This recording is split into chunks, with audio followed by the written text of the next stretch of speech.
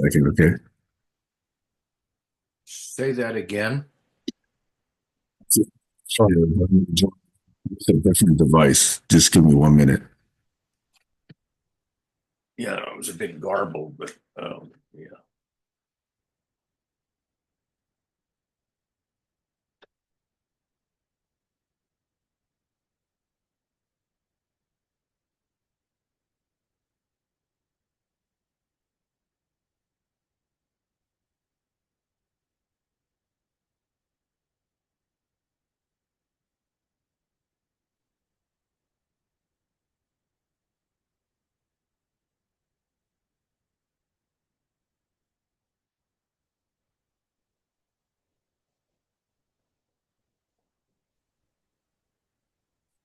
There's Eric.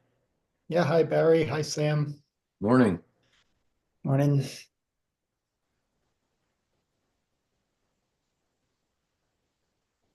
Okay, is there an echo? Testing, testing, testing. No, it's fine. Okay, good. All right. All right. Well, just a little recap for Eric. Yesterday, uh, we were talking about various different states of energy levels, I think, Hmm. with Barry, and with focus and with reason to exert continuous effort on trying to see the world change in positive ways. Right. So I think we spent at least half the session on that yesterday. Barry, correct me if I'm incorrect in that summarization. It's close enough. Yeah. And then Eric, you had posted something that you thought was interesting to speak about. Why don't you introduce that topic? Yeah, that's from Barry's Mud, his vision statement and his yeah objectives in various parts of his life. Um, so I put it on my refrigerator because I figure, that's something very well worded that I could look at and see, just to remind myself what really matters in life. Hmm. Cool. So yeah. Um, yeah, 'cause I'm at a point where my job is winding down, and I'm just training whoever will listen on what they need to know. But it's like looking forward, I may still do some consulting, but I'm shifting my focus towards what I feel really matters in my life, and that's still being defined. Yes, we have a Zoom user who just joined. It's That's probably Yeah. Josh. Josh. Mhm. Josh, okay. Yeah, so yeah, and I like these calls because it's a small group, and I get chance to express myself more than a large group. So yeah, so I just threw that out there, um, and I'm curious Barry's reaction to seeing that, to seeing somebody pick up on something he wrote years ago. You know, that's the Arenda project. I learned the word Arenda, I'm going to say maybe in the mid to late 90s. It might have come from when Howard Rheingold had a book called There's a Word for It. And he introduced a lot of words that are not in the English dictionary that he thought were significant words. And one of them I recall was Orenda. I think Hmm. that's where I got it from. Okay. It's a Native American word, maybe Iroquois, I think, or one of Hmm. those Good to know. northeastern tribes, and it's a little bit difficult to get a good English translation. Um, but the translation I thought was sort of most spot on is that Orenda means tribal soul on the right path. Ooh. And so I decided to define the Orenda project. I decided to use the word Orenda to define the Orenda project, which is sort of an umbrella concept for all the other specific projects that I was doing, which Micromuse I think was the most was the flagship project, but not the only Okay. one. And so I defined the Arenda project with a vision statement and a mission statement, which you saw. And that's really the Arenda project itself. Then those goal statements were personal goals of mine, which were Mhm. consistent with the Arenda project, but not necessarily um, intimately tied to it, just that they were sort of, you know, That's what talked to you. yeah. And Like those that, are yeah, and yeah. those are goals of mine really that were sensible in the 90s when I was in my mid 50s, I guess I would have been Mhm. 50s, early mid late 50s. And that sort of set the framework for the projects and activities that I was willing to invest time, energy, effort, resources in.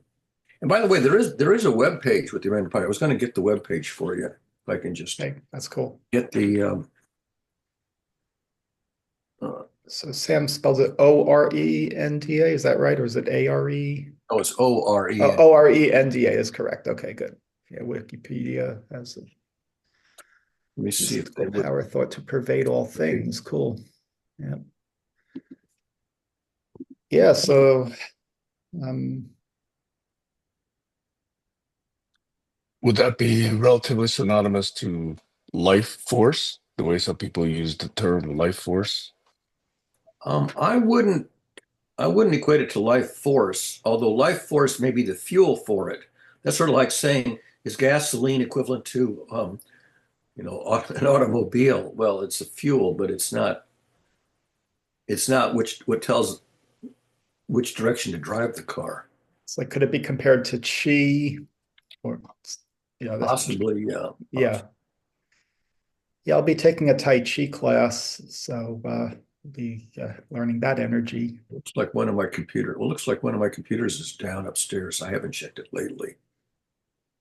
I had introductory Tai Chi, the Yang style, and I enjoyed that. And I'll be continuing with a beginner class and just to keep focusing on learning those movements. Yeah, and the yoga has been very good for me. So yeah, getting me more centered and in tune with what I want to do in the world. And yeah, so I've been interested in some things that we have in common, like the Engelbart. And I've been using Workflowy a lot these days, really, just putting everything into it and planning for the next year. And yeah, so I really like the outline style. Okay, but we could get back to Sam's original topics that he mentioned. Well, no, I wanted Yeah, you to want go and serially discuss or to? hologrammatically discuss that posting and see if Yeah, we want to lean into that particular yeah. charter or that particular mission or vision. Well, I think we should really look at it in terms of today's world, this was from the 90s. Now, how does it hold up today? Mhm. Like that education, has it really fundamentally changed significantly that whatever we thought back then is no longer valid? Or they're As you still, reboot that computer, I think the computer that has it on it must have crashed or something. uh, Reboot it. well, we have copies. Hmm. Yeah, I mean, that's Okay. a question that came to my mind as I was looking at it. Yeah, what is the education system like these days? And my feeling is it's more about keeping the kids safe from shooters and yeah, just getting control. It's there's been a significant change that I don't have a grasp on yet. The kids have very short attention spans, and I guess they're teaching to tests. And so even though I may pursue like a teacher certification, I'm not sure I would really want to be in that kind of environment, like a public school environment. I may just do this for my personal knowledge. And if it becomes useful one day, great. If not, fine. I mean, it'll be useful in other areas of life, I'm sure. So I see my volunteer work is very significant because I am reaching young kids with music. The computer doesn't seem to have any power going into it. I don't want to take the time to diagnose Yeah, it. don't worry about it. We It's have, powered off, and when I push the power button, it doesn't come on. yeah, So but we've virtualized it on the Internet Archive so anyone can download that virtual image and yeah, use it. Yeah, good. I didn't realize that computer was down. Yep. Okay. Yes, Sam, be right back 5 minutes. Yep. So, how have you been, Barry? Getting better. Good. I'm sleeping more soundly, still not solidly through the night, but definitely getting more hours of deeper sleep than I had been. And little by little, my nominal energy levels are getting back to something more realistic for my age. Oh, good. For a while, I was really logy and tired and Mm. lightheaded, and just a very slow recovery from that gastrointestinal episode that began the weekend after Thanksgiving. Oh boy. But That's what turkey I won't does, huh? I won't say I'm 100% because that's not, but I'm sort of 90-ish percent. Yeah, okay. And I hope to get, the other part of the problem is in the wintertime, I don't get a lot of physical activity, especially when you're sick, you don't get a lot of physical activity Right, anyway. right. And so you get kind of logy and Mm. listless and uh, Okay. Sam's not making not an terribly omelet. alert. I also noticed that my cognitive functioning is really seriously diminished from Oh boy. what I Yeah, that's a surprise to me too. I'm noticing like sequence errors, like making coffee. There are three things I have to do, and I do them in the wrong sequence. yeah that the way I notice it is either I do things like crossword puzzles or I listen to people solving quiz like puzzles on on the radio because they do those once or twice a week. Sure. And I realize I'm really slow that the contestants are just getting the answers like that. And I go, well, yeah, I realize that's the correct answer. I recognize it. But boy, it would have taken me, a minute or longer if I could remember it or, pull it up at all. Yeah, And do so you think? Yeah. I just know that, my ability to recall uh, information is just really, really diminished. Mhm. Now, do you think it's something to do with the clutter over time? Like there's could be interference in the brain, or is it more of like a physical neurological thing I that you think think? simply it's a disuse function. First of all, you have lots and lots of information, so the more you have, the longer it takes to retrieve any given Yeah, item. that's what I find. It's all cluttered. Yeah, when you don't know very much, there's not a whole lot to pick from.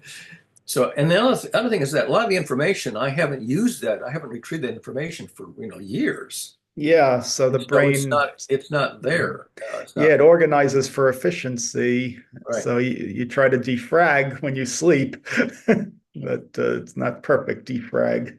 So I think it's a variety of reasons, but it's a general feature of aging and slowing down of all of your function, including cognitive function, physical energy.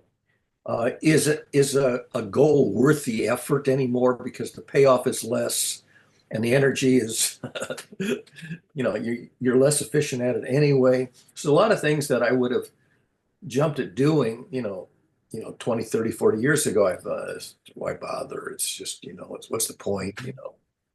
No real payoff anymore. Yep.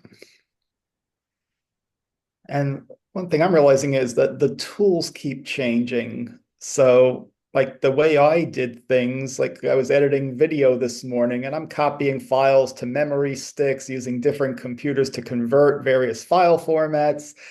There are probably a lot easier ways to do things these days, and probably, yeah. But I'm comfortable with my ways that I've developed over time, and it works for me. And in the end, I produce a video. Yeah. Yeah. Yeah. The new tools are, especially if they're complicated tools, Yep. yeah, there's a learning curve. And a lot of times the learning curve isn't worth it because Yep. you will gain efficiency provided you use it a lot. But if That's the it. if the learning curve is steep and you're only going to use it once or twice anyway, what's the point? Yep. And it gets me questioning, yeah, companies adopting AI. Well, how valuable will AI really be versus human knowledge that is really hard won over Yeah. experience? Yeah. So like replacing help desks with AI is an example. Yeah, I'm not real fond of that. Although Nope. I was listening to everything was on the media, the NPR Yep. program on the media yesterday, which is well, Oh yeah, I like that show. and the guest was a composer, a musical composer, and he talked about his fear that AI would generate music and sort of put people like him out of business. Right. Then he pointed out that when he's trying to create a new piece of music, he'll have an idea for adding a feature to music, but then there's a lot of turning the crank, to complete the idea. And he Right. finds that to use an analogy, it's like a master chef and a sous chef. The master chef has an idea, but there's a lot of work, and he'll hand off the details to the sous chef. Well, the AI can be the sous chef. Okay. So he'll have an idea, add a little horn piece, horn voice to this. He'll give a prompt, and then he'll let the AI um, work out, the details so that it sort of fits. Hmm. And so it'll do a lot of the legwork that's kind of mechanical. And he thinks that's realistic. It's Yeah, like that makes almost any sense. tool. It's like word processing. It does a lot of the tedious part of the work that's kind of mechanical and Hmm. routine, but so he leaves the creative part to himself, Right. the kernel of the idea, but not letting it's like letting the dough rise. You just let it rise. Right. But the way we use our tools, that is the creative part. Right. Because I've been using a program called Band in a Box for years. It's from the 1990s and they just kept enhancing it. And what that let me do is put in the chords to any song and try it out with different styles of music. So Yeah. if I want to take a Jewish song and hear it with a rock beat, I could Right. do that. Make it disco, make it whatever, Well, country. that's like John Benet took, I think, was it Beethoven, Uh-huh. and kind of modernized it to jazz or Oh yeah, some. you could do anything like that. Yeah, and he made an album, I think this Hmm. last year, which he modernized. I think it was Beethoven or Bach or one of those, and did Right. jazzy versions or Oh some of yeah, it goes them. back to yeah, Switched on Bach. Yeah, Yeah, albums like that. yeah. And I'm interested in like the 70s rock arena type of music where they started using synthesizers. So groups like ELO, Electric Light Orchestra. Oh, Yeah, that I'm yeah. watching some So, old DVDs of their music and they really put on a show. yeah. Fleetwood Mac, similar things, the Um, real quality of the music. so That's I can see good uses of AI to sort of do a lot of the legwork, the detail work, the sous chef. Yeah. Oh, sure it can. Yeah, so it could suggest things based on what it's learned. Like it knows what is popular Yeah. based on what it was taught. So it could say, okay, this here's some suggestions for producing a show that matches a style of Broadway of a certain era, whatever. But where is the human creativity in all this? Yeah, It's the it's spark of creativity. Now, it's not that AI can't be. I mean, they can sort of a lot of creativity is just random, but that's tedious and inefficient. So the spark of creativity, where you have an idea Yeah, of it's that, about how you're using these tools. If you that's could not use AI it's not for random. keep your creativity and really have the intention under your control. So, yeah, like I know a vision that I want to produce, and AI is just helping me get there. Yeah. So So, yeah, it has its place. yeah, Yeah, I don't know about all the hype with the latest 3.0 model, but some new model came out, and yeah, 3.0. people are claiming, oh, is it AGI yet? Well, who knows? We can't. Well, who knows? And it's only what, 2 years since ChatGPT became available to Yeah, yeah, since Pink went public, yeah, about 2 years since it two went. years. Yeah, so it's still baby technology. It's like someone used to say, "Oh, the technology's in diapers." So Uh, anyhow, but yeah, so increasingly I'm a spectator now, yeah, or I in the get it. water anymore because I can't keep up with the rolling rate. Oh, and I think that's an illusion that we can't keep up. I think that's that what's it called? The imposter syndrome. That's the attitude we get from being inundated with all this data and information. We feel like we can't compete. I remember when I was a student, in grammar school, high school, and I would see the professor present something, and I would think I could do that. I could have done that. It would take me longer, but I could have done that. Right. Now, when I watch people solve, hard logic puzzles, it's all I can do to keep up with their solution and follow it, let alone, and I no longer have the chutzpah to say, oh, I could have done that. There's no way I could have done that. I could barely see what they did when they revealed what they did. Hi, Kayla. We see you. Yep. Yeah, there's Kayla. Yeah, she's online listening. Oh no, sick. Oh no. Hope you get better. Yeah. Yeah, I know. I've been feeling like it's just this cold or flu or something just on the edge of just erupting. Oh no. I Oh, know, and it sucks because, my oldest son is here and I have to walk the dogs, but, not that I have to walk the dogs, but all of my responsibilities are just kind of coming to a halt and I mm. don't know if that's a good thing. It's But not. anyway, Yeah, I had a lot of downtime in December that it was no fun at all. because you were sick or just Yeah, downtime in I general? was pretty sick for about a week and a half, almost 2 weeks, and then a very slow recovery after the symptoms subsided. I had some residual symptoms, just poor sleep patterns and low energy patterns, just because it was very slow to recover. And I'm still not, I wouldn't call myself 100%. I'm like 90%, but I'm out of the woods, but I can still smell the woods. The woods don't smell good. A little musty.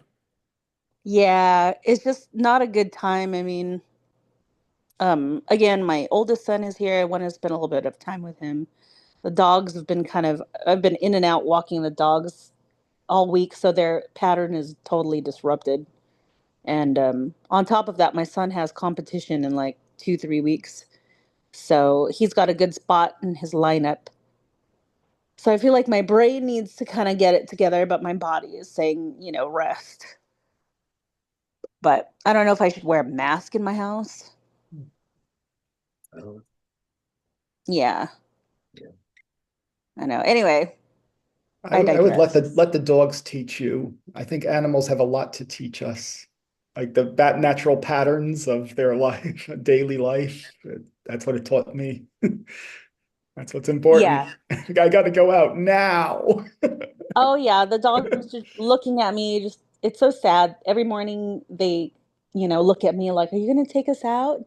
And lately they've been looking at me all disappointed, like, "I know you're not going to take us out." I know you're not going to. You haven't done that in the past couple of days. You're just hoping. So, anyways, I'm gonna try to. I don't know. Who knows? I'm just listening to my body. Yep, Well, we all need to do that. we all grow old, we grow old slowly, but we grow old. And it's just, I know. Yeah, but that's what I'm think I'm learning in yoga, really to listen to my body. Where am I today? And if I, Aw. yeah, Oh, if you were here, I swear I'd go to yoga with you. hmm. That would be awesome. And then if I was at Sam, I'd be doing Tai Chi. Right? I know. Yeah, what's great is that these old practices have resurfaced as the answers to, because in the 80s and 90s, the fitness gurus, they didn't have any answers. It was back to the ancient wisdom. Yes, that's true. So I've been reading that book that Sam had recommended, the something about being normal. The Mhm. myth of normal. The And normal it's, distribution. Yeah, here. yeah, it's talking about how illnesses, we all know this, illnesses are related to, stress and trauma, state of mind, that your body and mind are just one. Mhm. Not that you could significantly change outcomes, but you can change certain outcomes depending on the state of your mind or your stress levels. That was interesting. So, Yeah. Um, yeah, I know that going into the yoga class, it's like, okay, this is time for me. And I will figure out everybody else may be doing harder stuff, but I'll do what I need for my body. yes, yes, absolutely. Mhm. Yeah, and So, then is there, eventually I'll try oh, some of the harder stuff and I'll get there eventually. But there's no the mindset is this is you're getting in touch, really learning what your where your body is at that moment and what it can do, what it can't do, and you try a little bit more each time. it's, I envy you in the sense that I'm assuming that this is new for you. Yeah. That, It's been about a year and a half, I'd say, that I've been doing the yoga. okay. But before that, you'd not done any yoga at all. I mean, I'd learned about stretching years ago, but never really took it. It was after the pandemic that I got back into really, yeah, I joined the gym and took the yoga class, and that was a recommendation. Yeah, so if you'd say, was it 23? Yeah, mid 23, I'd say. That's when I started again. Yeah. Yeah.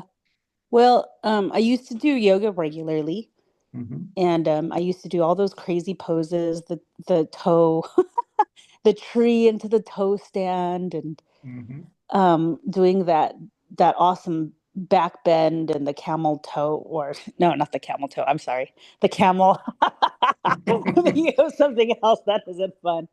But anyways, there's something to be said about just kind of going backwards. That's a little disappointing. When you're aging and you reach a point where you're like, oh my God, like 3 years ago, I used to be able to do, the camel pose or, Right. those back bends where you just lift off the ground. Oh, I cannot do that anymore.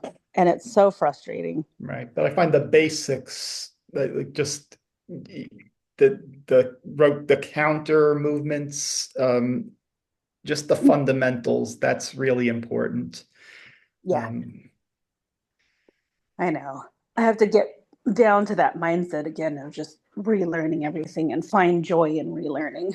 yeah, and the instructor usually tells you which part of the body, which muscles you're exercising for each pose, so that's useful. Yes. Mhm. Are And we just breathing. talking, or are we just, or is there a topic? Is No, Sam even on? Sam went to make breakfast for Gail. Yeah. Okay. You didn't hear that, but a day or two ago, Gail was out driving, I think in the evening, and somebody hit her Oh no. intersection from on the passenger side and moved her car. Oh It no. was late at night, I think. So and when they took her to the hospital to check her out, I think she was Yeah. okay, but she was shook up. So, so that was, I think, Friday night, I think. So they didn't get much sleep because this accident happened, I think, late Friday night or something. So, so Gail's out of sorts because of the having been in a car accident. And Oh yeah, it's not fun. I'm sure she's all sore. shook up, all that good stuff. That sucks. Yeah, we've all been there, I'm sure. We all remember. Yeah. Could all relate to that. I'm gonna take a bio break if you don't mind. Okay, Barry. I see So Josh is here, but oh, go ahead. I'm sorry. I don't no, mean to that's cut you off. fine. No, that's fine. If Josh wants to chime in, he's welcome to. Um, are you in our Facebook chat group? Like, do you see the Facebook Messenger messages that I post? Yes, I do. And I have to admit, I rarely read Yeah. any of the messenger stuff. It's a lot.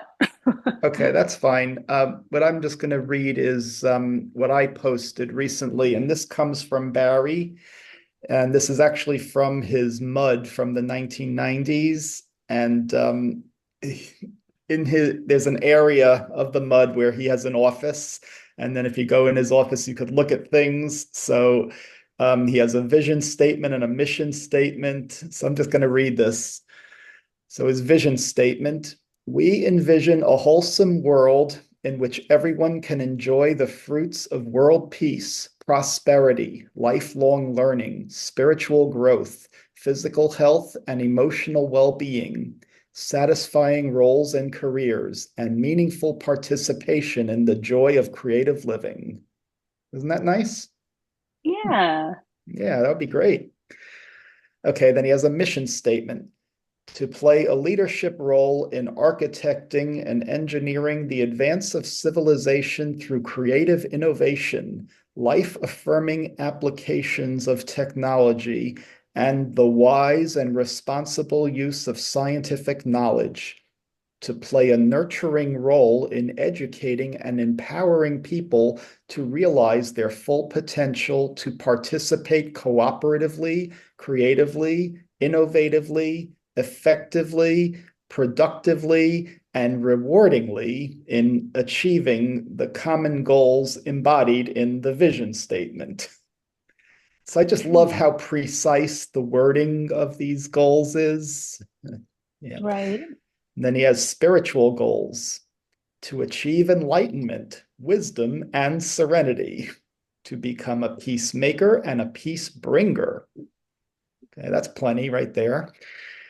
And career goals: interesting, meaningful, challenging, and important work, preferably involving life affirming applications of technology, such as transformation of our system of education. So in the 1990s, he was on the right path there. I don't know what happened since then, but it would be a lot harder these days to do that. Yeah. But I noticed the words life affirming in the two of those, and I've picked up on that. That's like, okay, I'm looking at what I'm doing. Is it life affirming? And Yeah. if it's compliance for European regulations, I'm not sure how life affirming that is. If it's music for kids, that is life affirming. Yeah. Mhm. Yeah. Hmm. So, and Sam mentioned something in the beginning. Let me just see. What did he put in the chat? Oh, yeah, Barry gave the term orenda, Orenda, and Sam looked it up. A mystical power thought to pervade all things. Life force, it could be like chi. Okay, so that's where we are.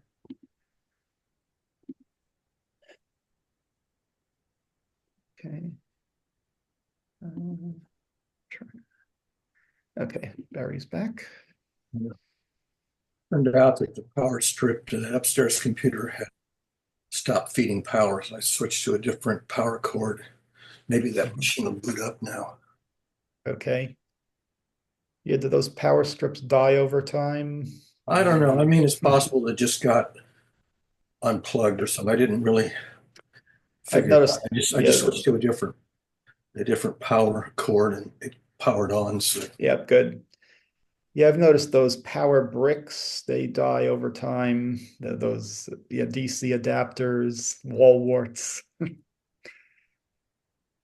Yeah. And yeah, I've been moving.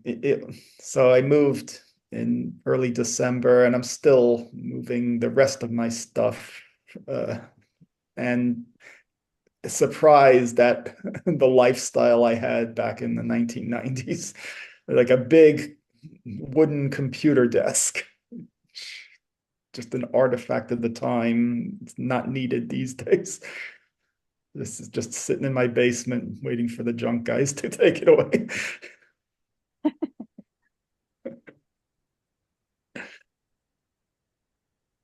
Yeah, so downsizing is a real challenge, especially as someone in IT who's just accumulated, like each technology that I thought I'd need for several jobs.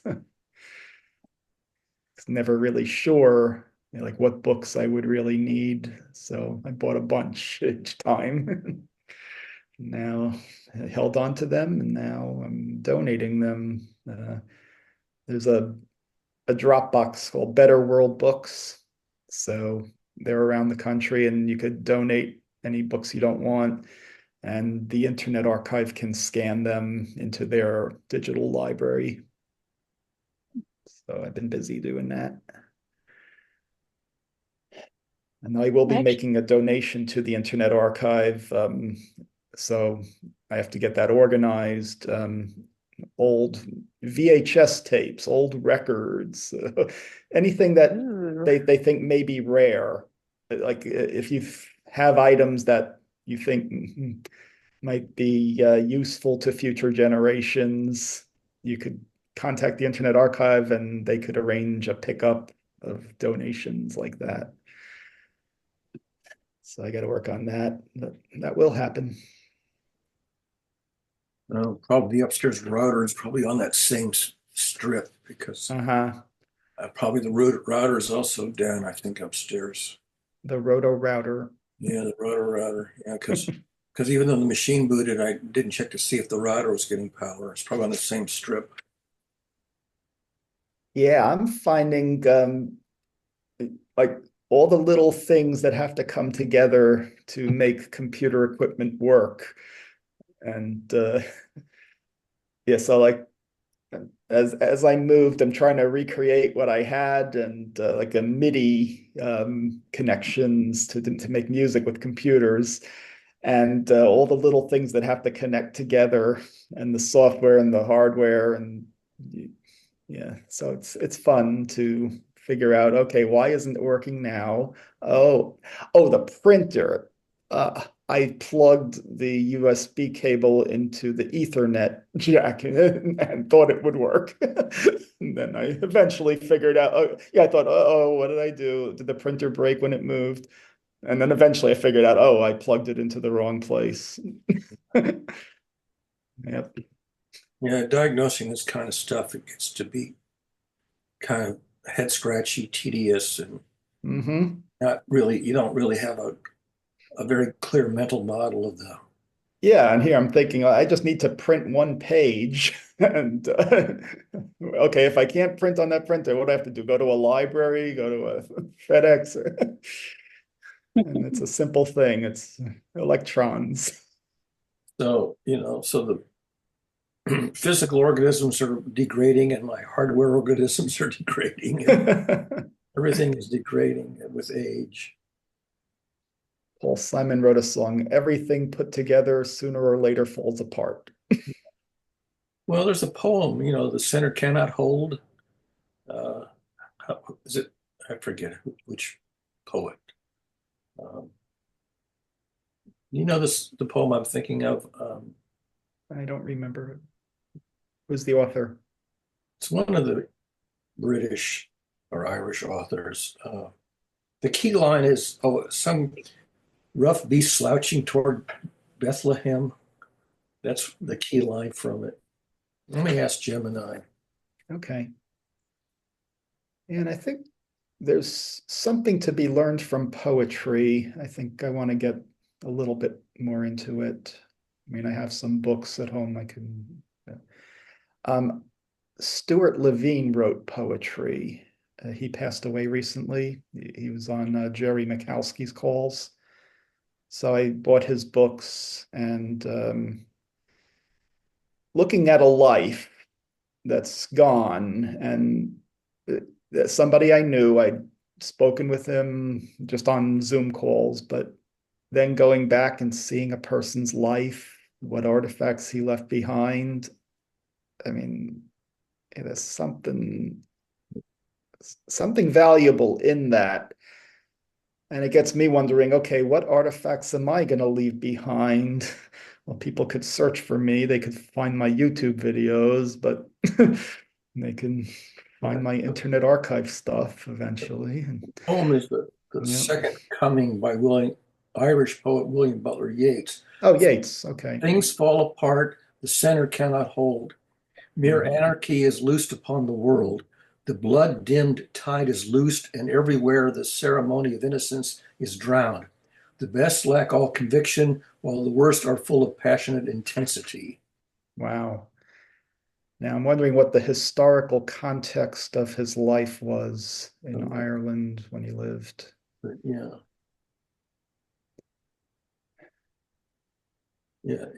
it's clearly based on some Christian themes of apocalyptic kind of perspective. Wrote this poem in 1919 at a time of significant social and political upheaval following World War One. Yeah, of course. Makes The poem sense. has been interpreted as a reflection on various historical events and societal crises. Yeah, it's basically Western civilization is in collapse, is what it's really about. Has it ever not been in collapse? Yeah, well, it's just the rate at which it's collapsing Yeah. and how long it's going to sort of hang in there with duct tape and baling wire. Yeah, and if we've reached artificial general intelligence, the collapse is imminent. Oh boy. That was a little bit about what we were talking about yesterday is Uh-huh. whether or not who or what, who or what is going to save us from going down the tubes, if anything, and whether AI will play a role in, you know, saving us from the ultimate, total collapse. Because what we were talking about yesterday, when South Korea's government is in collapse, Germany's government, France, well, just go across the Yeah, and Syria. Syria, Mhm. and a lot of them are hanging on by a thread and in danger of collapse. And Yeah, now look what happened with the Soviet Union when it collapsed. So that's a model there. So you had some little republics that became independent, and but and look at like the Berlin Wall coming down, what that did.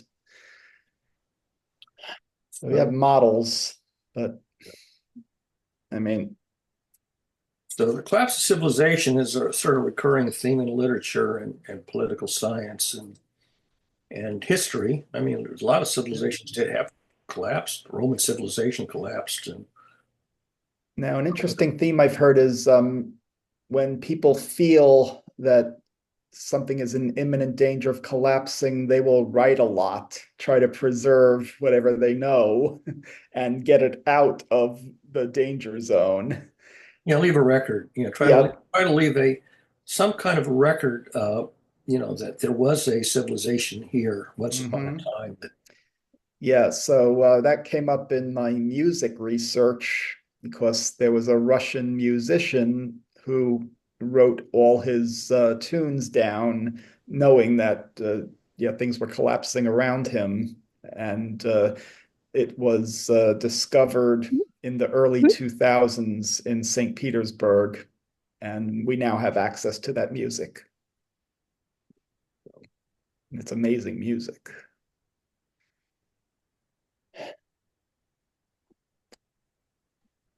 So there you have it. And, the longer you live, the more, the more you can see in the past and over the horizon and Mhm. these patterns that Right. are foretelling, these omens that foretell collapse. Yeah, well, I think we have to understand cycles. And if you look at like Indian religions, they have 1,000-year cycles, million-year cycles. So, I mean, I see technology cycles, the pendulum swinging back and forth. And Yeah. it's like now we are back to one huge global mainframe called the cloud. And then you have this curious datum, which is really the absence of datum, which is no observable evidence of intelligent life anywhere else in the galaxy.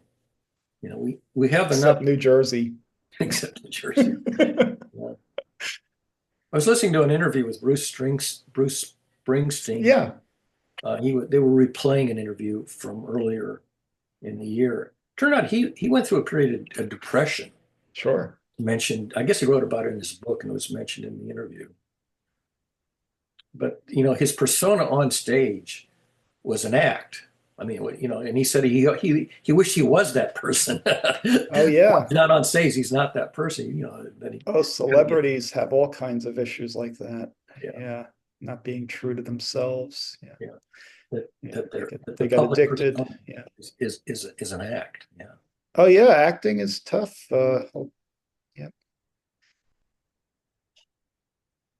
Um, I heard that Michael Bolton has a brain tumor, and Peter Yarrow is in hospice. Well, Peter Yarrow. Oh, I didn't hear that. Now, who's I Michael Bolton? He's a singer Okay, I'm not from the recognizing. 90s. Yeah. I know that Neil, Paul, Stuckey, and Peter Yarrow are pretty old. I think they're in their 90s, aren't they now? I guess so. Yeah. I Late mean, 80s. Mary is gone. She's been gone a long time. Yeah. Yeah. Um, but they had a special type of music for that Oh yeah, I love generation. I loved Peter, Paul, and Mary. I thought they were fabulous. Of course, we're talking Mhm. about the 1960s and Yeah, into the 70s. And right. But what was going on then? You had the Vietnam War. You had, the did you know that Arlo hippies. Guthrie was Jewish? Yeah, I know that. He had a Jewish mother. Yeah, Woody Guthrie wrote a bunch of Jewish songs. Yeah, yeah. Woody Guthrie's wife was Jewish.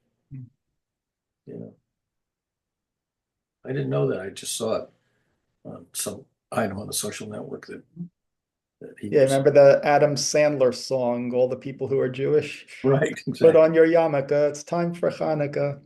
Goldie Hawn's half Jewish. Yeah. Harrison Ford's a quarter Jewish.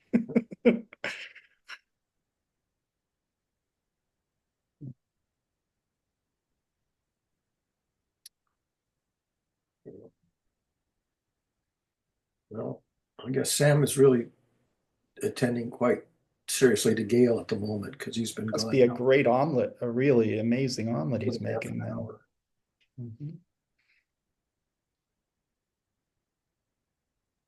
That's funny. Amazing omelet.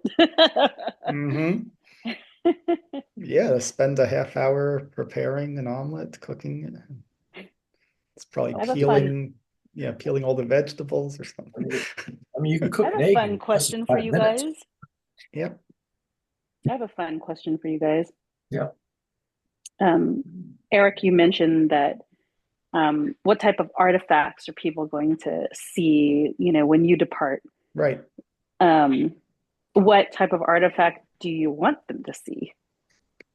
That's an interesting question because I've actually been thinking, okay, uh, I could probably write an autobiography and lead people through my life, but what is interesting about it? I mean, yeah, I grew up with computers in the early stages, the Apple computers, but I had a career path that I mean, I was very smart. I was valedictorian in high school. I went to NYU and studied information technology, and that led to a career on Wall Street, which eventually moved to Delaware, and then led to other industries, like IT for other industries. So, but yeah, I did music for synagogues, and now I'm a leadership uh, role in the music for my synagogue. So, but who cares? That's what I want to know. Like, why do people write like autobiographies and sure, I'm leaving what I want, like in my YouTube videos, I'm expressing what I want to say if anyone watches it. I know some people watch it. I have a small audience, but the creators need feedback from the audience to know whether what they're doing is valuable or not. So yeah, I'm questioning. Um, I mean, writing an autobiography might be useful for myself, but then I could get into cycles of critical evaluation of myself over the years, which I don't need to do. I really need to stay positive going forward.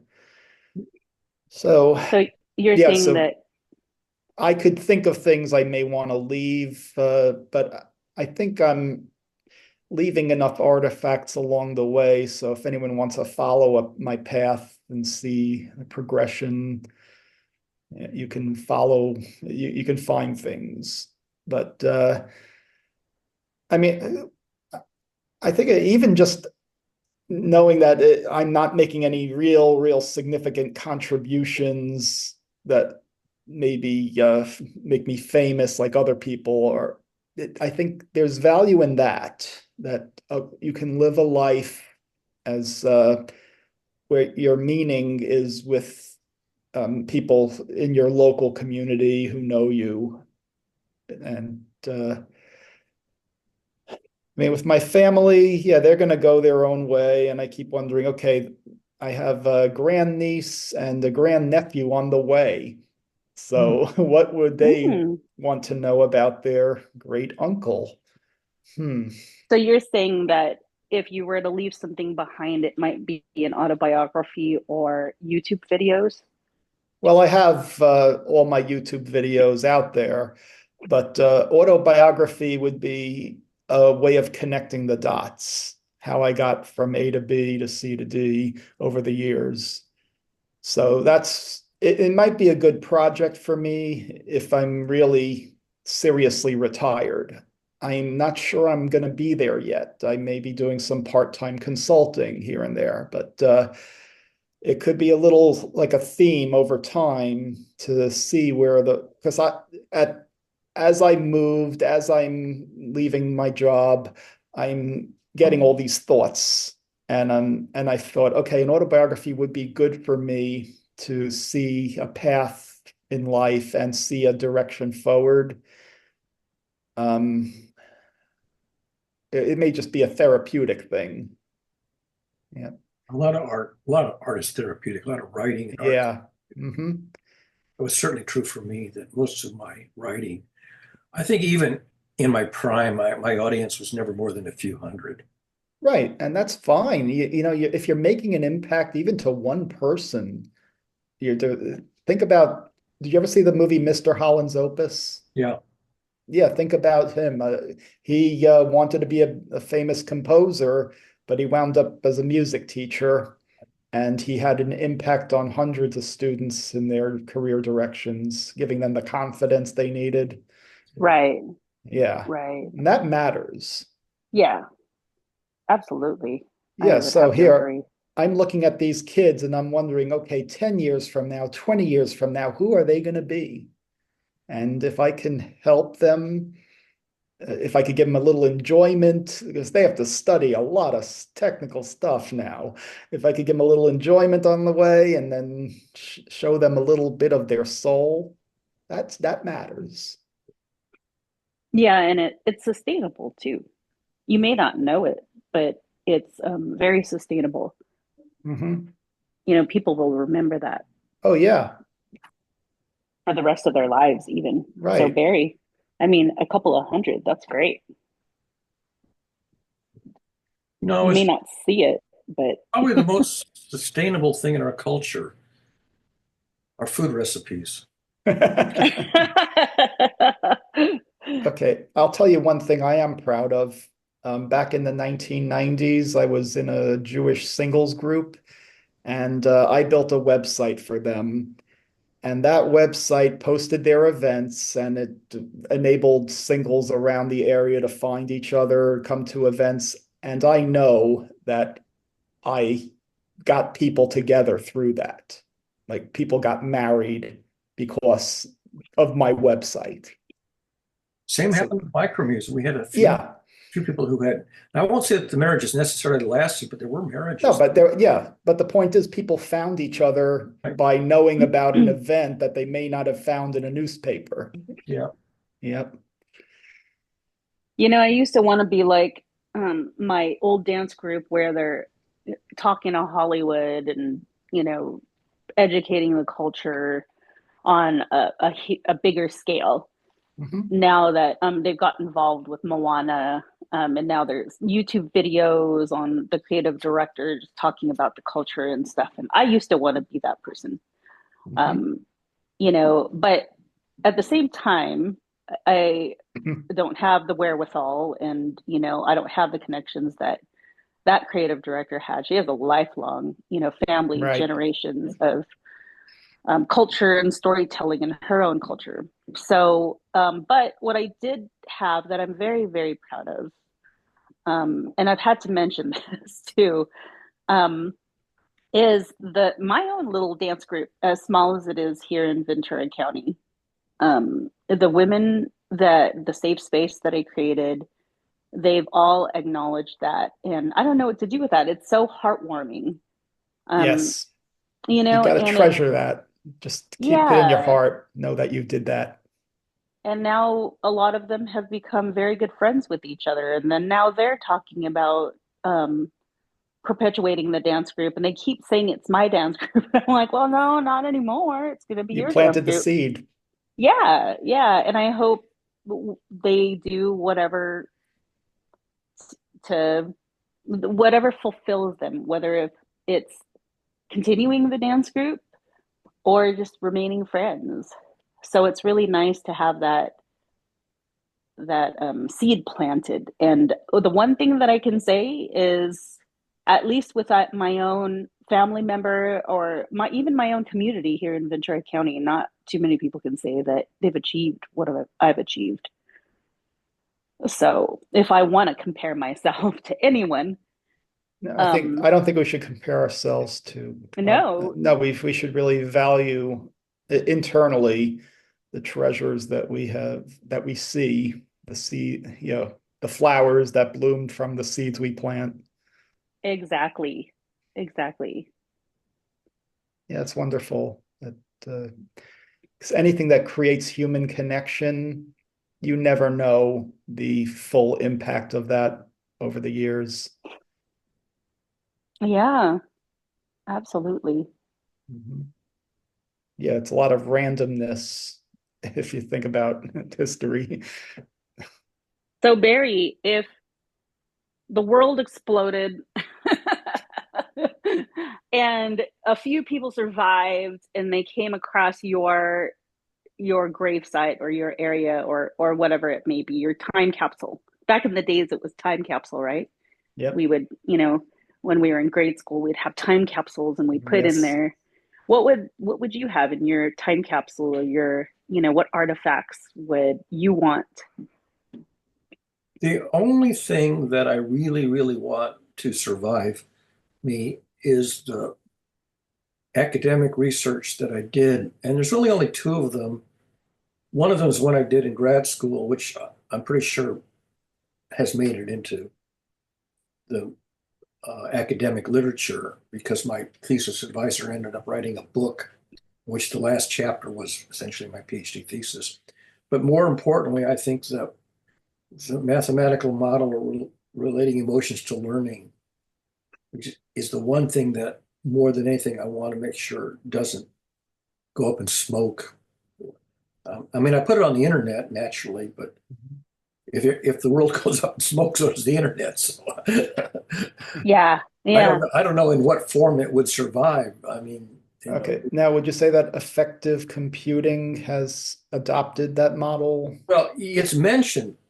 Of Okay. course, affective. Yeah, I would say that there's probably enough literature in affective computing so that that little piece of it is probably in some survivable format, paper or in some library that may survive. Right. The stuff on the internet, I don't know how, I don't know the survivability of stuff like in Google Sites, whether that stuff will end up basically, going up in smoke in 20, 30 years, or even if stuff that's in, the stacks in graduate school libraries will Mhm. survive. It's hard to say. I mean, Yep. um, you know, Yep. if you look in history, an awful lot of stuff was lost. Oh yeah. The I mean, Library of they Alexandria. found the palimpsest of Archimedes, Mm. which was, bleached and written over with a hymn or something, and they Mhm. so stuff does get rediscovered, but my God, it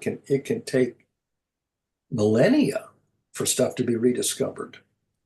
See, with the Dead Sea Scrolls, they made like 7 copies of the most important books and to put them in different caves to make Right. sure those don't get lost. So like I say, if any one thing survives me, I hope it's the material that I contributed to affective computing, the Yep. motions and learning model. And that's your mathematical That's ideas of that. the derivative, second derivative. Right. Yep. That is, if you analyze a generic learning curve with wiggles in it, then Yep. interpret what the wiggles mean. Yep. Well, I know that yeah, after learning that model, it helped me understand myself, my barriers to learning new material. I've seen it at work. Yeah. And the drama theory portion of which I thought Yep. was good adjunct, the model of a storybook character, the mathematical model of an arbitrary storybook character, Hmm. and how you would make a cast of characters that generate the story writes itself. The Yeah, that's character, interesting. the notion of a character-driven drama. Now, what's interesting about that compared with AI story writing, where AI is just doing the whole story, whereas you have a mathematical, you have a theory behind what makes a good story Right. and what makes the conflict or whatever. Yeah. It's quite possible that non-player characters in computer games will have an engine that Mhm. uses that kind of a character model. Right. And if that comes to fruition and it's not unrealistic, that may be one of the ways it survives, at Well, least at least for a decade or two. well, I think there's going to be a market for artificial intelligence dating and relationships and eventually marriage, maybe. Well, there was a couple of movies where the guy falls in love with the Yeah. AI, and her was was that the name of the movie? Yeah, yeah, I saw that one. But that's artificial. Yeah, Five Alive was one of the early ones. Yeah, and I'll be doing a video about that coming up in January about artificial relationships. So that's the one legacy that I hope doesn't, go up in smoke. Yeah, I like your thinking there. Well, I mean, it was when I got the Best Theory Paper Award for publishing it, it was a very novel idea. It was not in the literature. There's nothing like it in the literature. Yep. Yeah, that was a surprise. And I Mhm. was happy that I managed to come up with something that sort of sparked some imagination. Mhm. Although it only reached a pretty small audience. I mean, that's a pretty arcane discipline in terms of academic disciplines. Right. But my friend Ross Picard has really made affective computing a pretty big discipline now. So. Yep.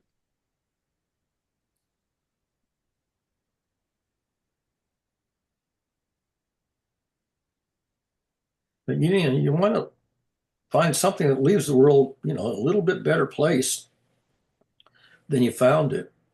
And a lot of the world is not in a better place than I found it. Mm.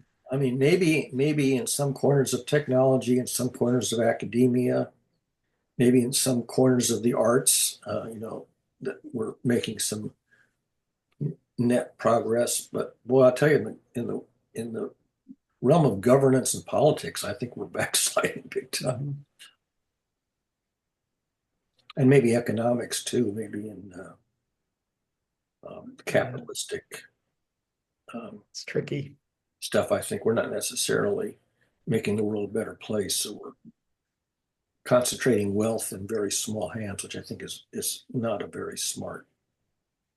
My theory is that scaling is a problem.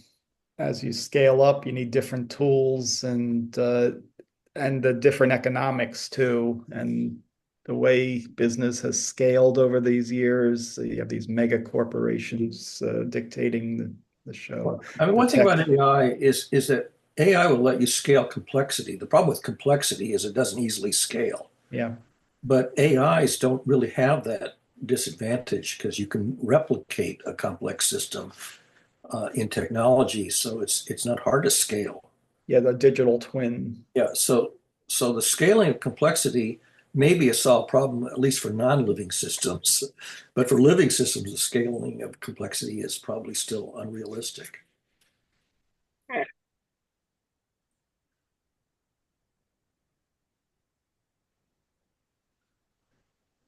Living systems, you have to look at evolution, what evolution has done. I mean, if it's in the genes, you can scale if the know-how, quote unquote, is in the genes, then it scales.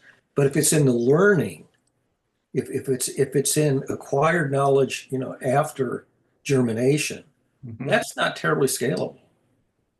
Yeah, it's connections between neurons. Right. That's not, except in artificial neurons, it's scalable, but not in biological ones. As far as Yeah, I know, that's not I scalable. mean, I'm finding I have all this knowledge that needs to be transferred to other people, and it is incredibly hard to do that. Exactly. That's my problem. I would like to have a few acolytes who pick up where I left off, Mhm. and they're very few and far between. And I may not even, I mean, there may be people who are working independently. I don't know of them or about them, but Mhm. people that I do know of are struggling to figure out what to do with my stuff. So can you just trust that somewhere it lives on? Well, it's hope and trust, but there's no, Yeah, it's a crapshoot. You just, right. But can you be comfortable that you did your part, that you can well, let that go?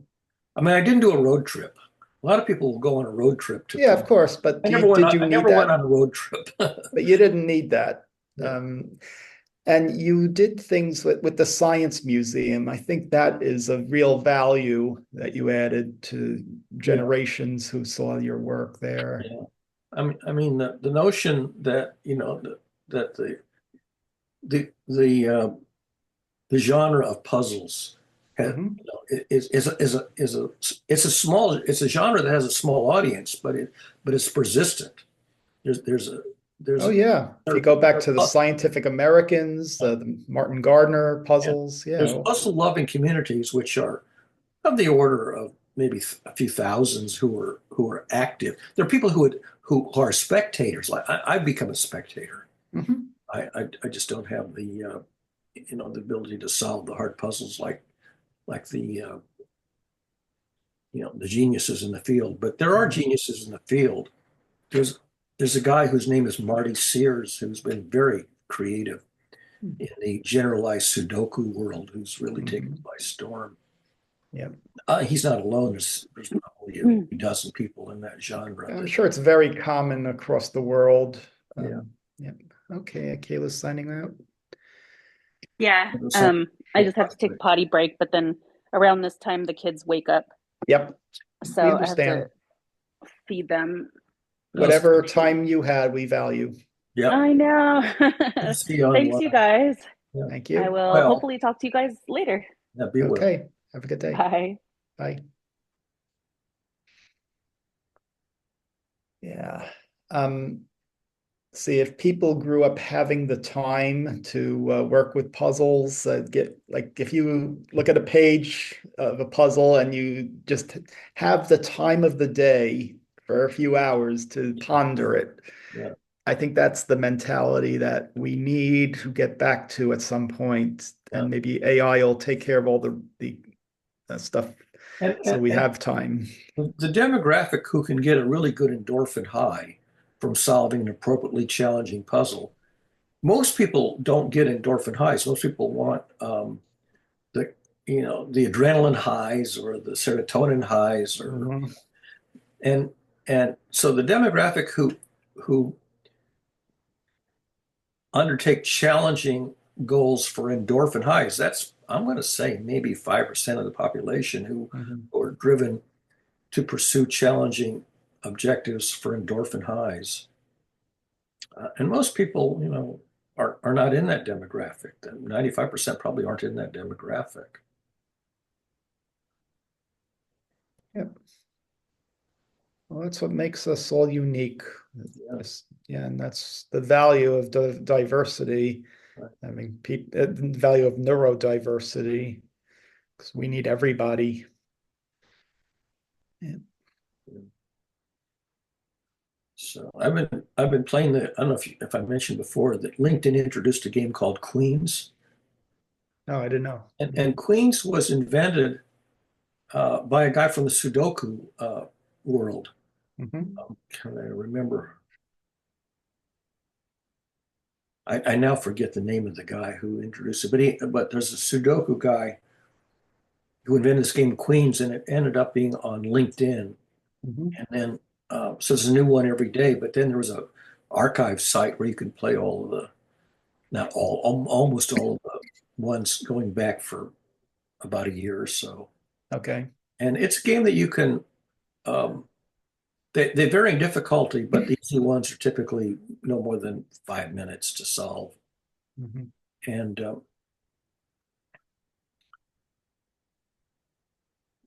Yeah. they're addictive in the sense that you can do more than one of them in a row before you kind of feel like you're going to want to do something else. But yeah, you can get a modest endorphin high from solving these kinds of puzzles. So Mhm. Snyder, I think, was the guy's name. Okay. Remember that. Yeah, I think the internet has made this a unique thing of multiplayer puzzles. Right. Yeah, I'm just remembering Facebook when it first came out, the games that they put out there, and then people got addicted to those games and building their Farmvilles and Right. whatever. But the nice thing about games is they really do instantiate the interplay of emotions and learning because a puzzle is something you initially don't know the solution and you have to discover it. And then when you successfully discover it, you get a thrill. Yep. So it really reduces to experience the interplay of emotions and learning in a kind of compact. Oh yeah. So it's episodes of less than a half an hour. Yeah, and learning to deal with frustration, very important. And so appreciating, perplexity and being vexed and perplexed and frustrated, and the fact that at least in puzzles, you know that the puzzle in fact possesses a solution. I mean, that's a sort of a Mhm. given. You wouldn't publish a puzzle if it doesn't have a solution. Yep. The solution's not obvious, and so Right. the process of finding it is challenging, and then there's the reward, emotional satisfaction of finding it. Sure. So I think that illustrating emotions and learning through the genre of puzzle solving that's probably is sustainable. That's a sustainable genre. It's like food recipes. Yep. I'd say for certain communities that makes sense. But again, the genre is probably a few percent of the population who are willing to invest the time and effort into that kind of an avocation, that kind of Right. uh, But think about something like the chess community. yeah, that's pretty small too. I don't think so. You I think it's think bigger? You think it's well, it probably was a lot bigger, but it's still there's all kinds of levels, and it's a simple game with simple rules, but endless an possibilities. astronomical number of legal games of chess, Right. and you can't see how they're going to, there's so many subtle possibilities at every move that twists and turns that you can't anticipate which way they're going to go. Right. But for decades, yeah, human to human chess games, there was a whole community and rankings and everything. And now AI came in the mix, and yeah, that was also the Go. AlphaGo. Right. And Yeah, brute force versus clever insights right. or heuristics. Yeah, so AI is really challenging our long-held patterns. Yeah, and really, yeah, it's really forcing us to uh, evaluate, okay, yeah, what is the role of AI in our lives? What should it be? I really do hope that AI will help illustrate the interplay of emotions learning because people still don't think of AI as having emotions. Mhm. But if it's a learning system, I mean, if you think of an AI as a dynamic learning system, then it Right. have a learning curve, and if it has a learning curve, it's going to have wiggles, and it's Yeah. going to have those cycles of making progress and going down blind alleys and discovering that a hypothesis, doesn't. Okay, but would you say like that would require a reinforcement learning, like human directed learning for that to It, happen? yeah, it's metacognition. Metacognition is monitoring monitoring the progress of of learning and figuring out where you are in these hills and valleys. Okay. If you can figure out where you are in the hills and valleys, then you can apply emotional intelligence Uh-huh. to modulate your approach more efficiently. And I think there's merit that learning systems, maybe not so much the present generation, because the present generation are trained and then they're frozen when they're Yeah, GPT, right. and so once you have them that they're continuously learning as they go, Yeah. and some of them will go insane. I mean, some of them will basically, go down the rabbit hole, Oh yeah, sure. and that's why they won't let them do that because they're afraid that they'll turn into monsters or something. We've seen it happen. Yeah. Yeah, was it Microsoft TAI? Is that how you said it? TAY or whatever it was called? Whatever. Yeah, I Turned remember into that. it turned into a monster. Yep. The reflection of society. But I think psychologists will probably gain some insight from observing the phenomenon in non-living learning systems as Mhm. opposed to organic brain learning systems and how brains go haywire and how Yeah, AIs can also go haywire. right. But I think it's already making significant contributions in certain fields. Yeah, like medicine, the ability to calculate proteins and Oh, yeah. interactions and Or design a virus. yeah, right. Yeah, it'll do its work and then it's going to lie. It's really designing a virus to eliminate humans, but it's going to lie and say, "Oh, I'm making a drug that will cure cancer."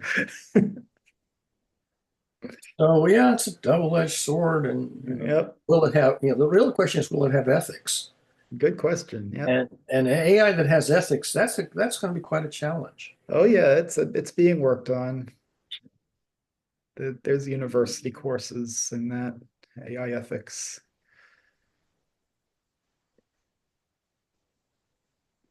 But there may emerge a calculus of ethics that AIs can wrap their neurons around.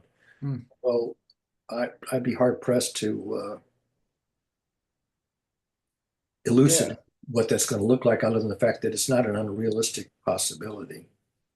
You see, we enjoy speculating about this and analyzing, hearing the news, thinking about it, but participating it, I think, yeah, I don't feel like we're going to be involved in the mainstream development of any of this. I think we have Very to come to terms with that. Very spectators and consumers, Yeah.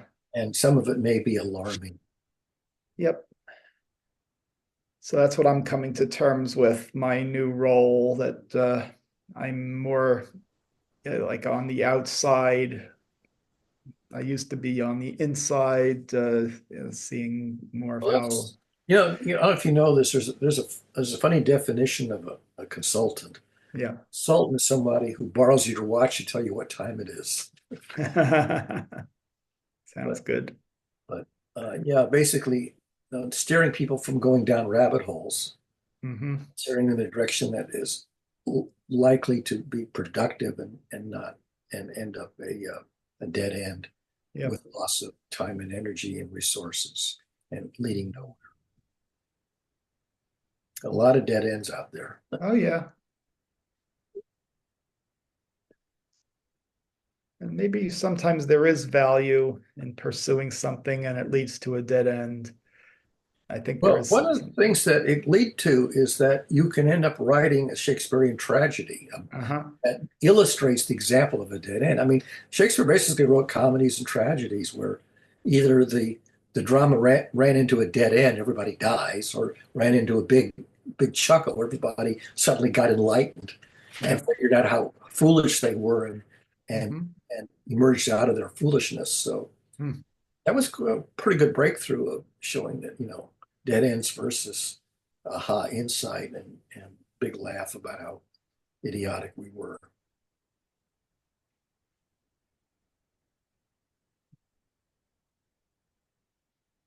So who's the Shakespeare of our generation who's looking at The old? one that, if I can remember his name now, the one who did the Lucifer series on Netflix. Ah, Uh, I'm sorry that I'm so poor okay. at calling names, but I didn't watch that, so did yes, Gemini. okay.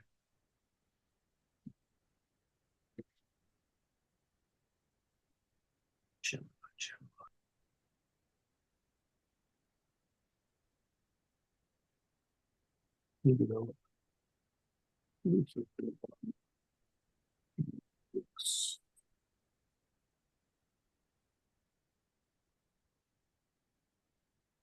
Neil Gaiman. Neil Damon. Gaiman, Gaiman. Okay. Neil Gaiman gave a commencement speech at there's a School of the Arts either in Philadelphia or somewhere in Pennsylvania. And he gave a fabulous commencement address that's the long version and the short version. Okay. Let me see if I can find that. And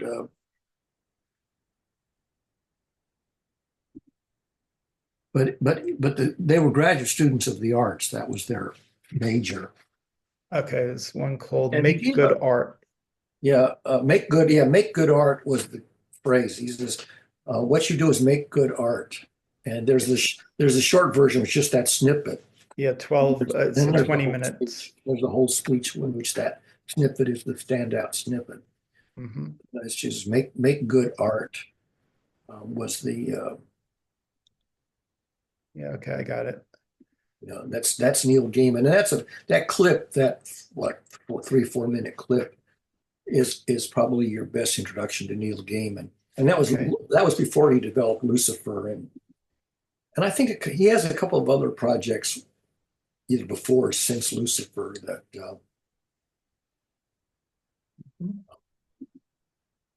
Okay, I'm just going to save I don't know that. if I don't know if you say he's the modern Shakespeare, but he's pretty. I'd certainly put him in that league of a dramatist who's got some good insight. Okay, I'll watch that later. So I save things to a playlist that I can watch later, and I could download the videos later and watch them without ads. Yeah, And I watched the Lucifer series. My friend Anne Marie recommended it to me, and uh-huh. I did enjoy it. I don't Okay. can't recall if I've watched any other Neil Gaiman things since then or not. Huh. And of course, there was the guy who did Buffy the Vampire Slayer. He had some pretty good concepts Yeah. on He did Firefly. Yeah. Firefly. Yeah. Also got himself in a little bit of trouble. They all get into trouble. A lot of yeah, a lot of artists get themselves into trouble with inappropriate Mhm. off screen or Yeah. But we're all players on a stage. We get our 15 minutes and then the hook comes and takes us away. It's calling my landline. I'm not going to look at it. Probably my brother. Okay. So we've been going about an hour and a half now. I don't know if Sam's gonna come back or I don't what. know if Sam's coming back or not. I mean, he's been gone. Sam was only gone for 20 minutes and didn't come back. Yeah. Okay, I'm getting a little tired, but it was good seeing you.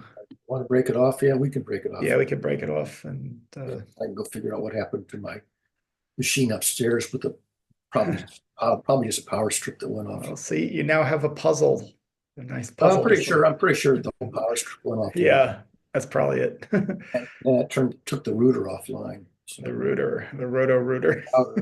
whatever you call it. The Ether. Yep, router. Okay. All right. Well, have a good day, Barry. It's good Yeah. seeing you.